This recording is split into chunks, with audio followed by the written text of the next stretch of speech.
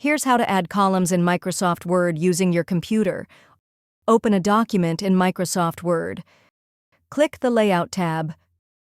Click Columns. You can find this in the Page Setup section. A drop-down menu will open. Select a column option.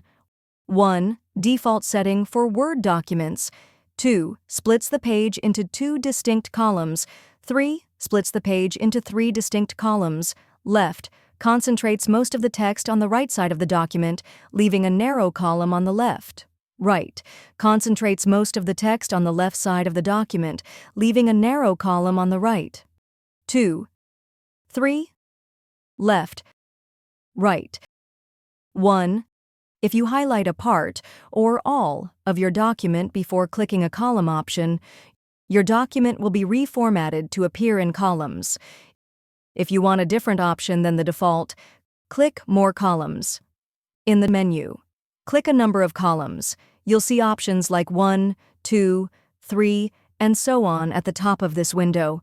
Clicking an option will apply it to your document. Modify the column width and separation. You can do this by clicking the up or down arrow to the right of width and the spacing values, respectively. Check the box next to Line Between to draw a divider. Doing so will place a visible line between your columns. You can also uncheck the box next to Equal Column Width in order to make one column wider than the other. Click Apply and then OK to save your changes.